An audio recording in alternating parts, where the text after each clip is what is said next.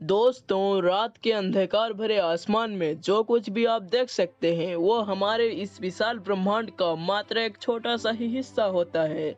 हमारे ब्रह्मांड का नाम सुनते ही हमारे मन मानो किसी सवालों के दलदल में फंस जाता है कि आखिर ये ब्रह्मांड का शुरुआत कैसे हुआ, या फिर इसका अंत कब होगा और कैसे होगा, या फिर ये ऐसे ही चलता आ रहा है और आगे भी चलता ही जाएगा, या फिर इसका कोई अंत ही नहीं है। तो चलिए दोस्तों, हमारे आज के इस वीडियो में जान लेते हैं इन्हीं सवालों के बारे में in our today's video titled origin of universe. तो हेलो गाइज, मैं हूं आदित्य और चलते हैं हमारे वीडियो की तरफ।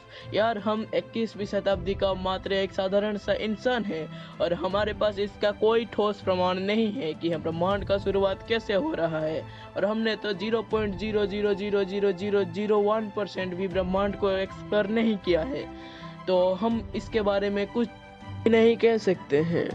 आज के हमारे इस एपिसोड में हम जानेंगे क्या है इन महान वैज्ञानिकों का राय बिल्कुल इन्हीं टॉपिक पर। थ्योरी नंबर 1, हमारे इस लिस्ट में पहले आता है द बिग बैंग थ्योरी। इस थ्योरी के माने तो आज से लगभग 3.7 अरब साल पहले हमारे इस पूरे विशाल ब्रह्मांड का सभी ऊर्जाएं एक छोटे से केंद्र बिंदु में समाहित था, जिसका नाम सिंगुलैरिटी रखा जाता है। और दरअसल ये उस समय की बात है जब समय भी अपने अस्तित्व में नहीं था और न कि ये ब्रह्मांड अपने अस्तित्व में था, बस आने वाला था। भी कुछ रहस्यमय कारण के चलते इस सिंगुलैरिटी के अंदर बहुत ही बड़ा भयंकर धमाका हो जाता है, जिससे अचानक ही ब्रह्मांड का संरचना का प्रक्रिया का प्रारंभ हुआ। अचानक ही समय अपने अस्तित्व में आया।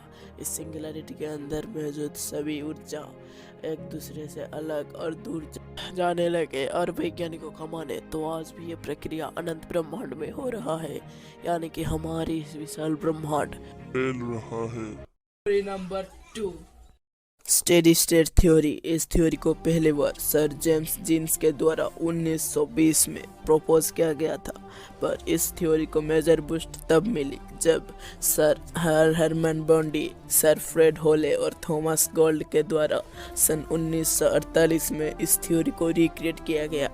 इस थ्योरी के मुताबिक यह कहा गया है कि ब्रह्मांड पहले जैसा था आगे भी वैसा ही रहेगा, यानी कि हमारा ब्रह्मांड का ना तो कभी शुरुआत हुआ था और ना कभी अंत होगा।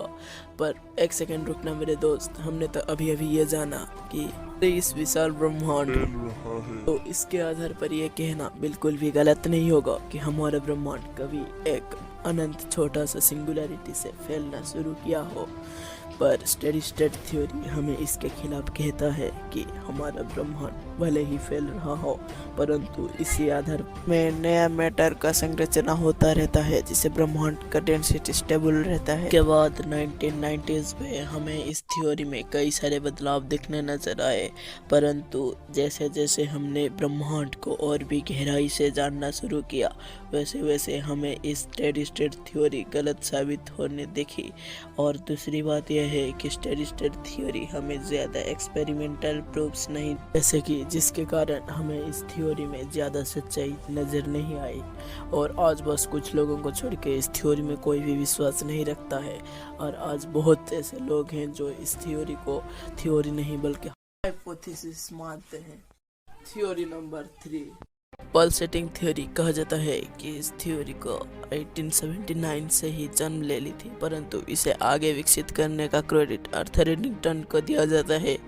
जैसे यह थ्योरी बिग बैंग थ्योरी को बिल्कुल मानता है और ये मानता है कि हमारा ब्रह्मांड फैल रहा है, परंतु इस थ्योरी में यह कहा गया है कि हमारा ब्रह्मांड हमेशा ऐसे ही फैलता ही नहीं रह जाएगा, परंतु एक समय ऐसा भी आएगा जब ब्रह्मांड संकुचित होने का प्रक्रिया का प्रारंभ होगा और ब्रह्मांड के सभी ऊर्जाएं संकुच होके वही छोटा सा सिंगुलैरिटी में तब्दील हो जाएंगे, और फिर उसके बाद बिग बैंग थ्योरी का प्रोसेस आरंभ होगा, जैसे कि हमने कुछ देर पहले ही जाना था। फिर से ब्रह्मांड एक्सपेंड होने का प्रक्रिया का प्रारंभ होगा और समय के साथ साथ इसी एक्सपेंड और कंट्रैक्ट का प्रक्रिया चलता रहेगा। तो आज के हमारी इस वीडियो में हमने जाना ब्रह्मांड के शुरुआत से रिलेटेड कुछ जाने माने थ्योरीज। आपको वीडियो पसंद आया तो इस वीडियो को लाइक और चैनल को सब्सक्राइब करके ही